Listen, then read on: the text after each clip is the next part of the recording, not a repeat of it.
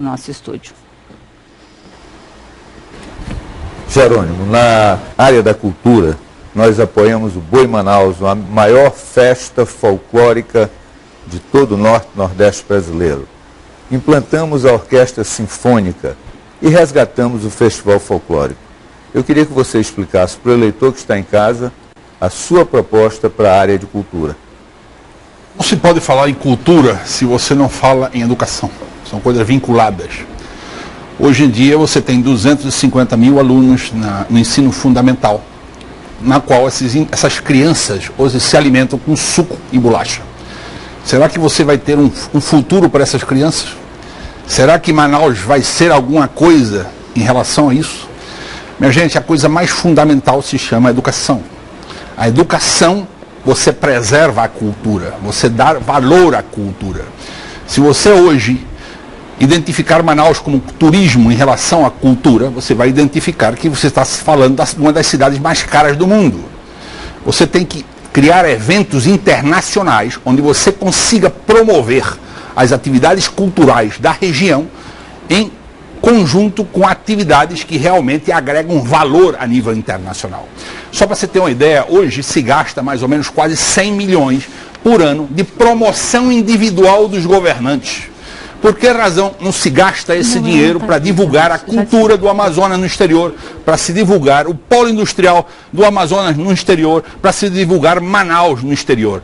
Aí as pessoas perguntam por que razão o polo industrial está secando. Por quê? Porque as pessoas em São Paulo foram lá na China e convidaram um chinês para fazer o investimento do tablet. Um indivíduo aqui, o que ele quis? Ele achou que poderia descobrir a América e disse que ia colocar um controle remoto no tablet para resolver o problema. As pessoas, elas carecem de informação. É inadmissível se continue fazendo isso. Você não pode hoje utilizar 100 milhões por ano gastando em promoção pessoal, quando o problema de abastecimento de água você resolve com 30.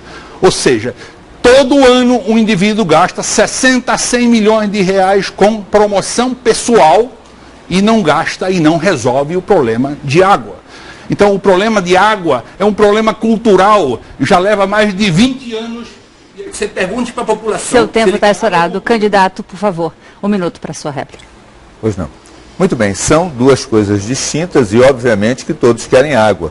E eu tenho a consciência tranquila do dever cumprido, porque eu fui o único prefeito na história de Manaus que enfrentou o problema, avançou significativamente e vamos voltar para avançar mais ainda, fazendo as 40 mil ligações que não foram feitas de pessoas que hoje têm rede nas suas ruas, mas não têm R$250 para ligar a água.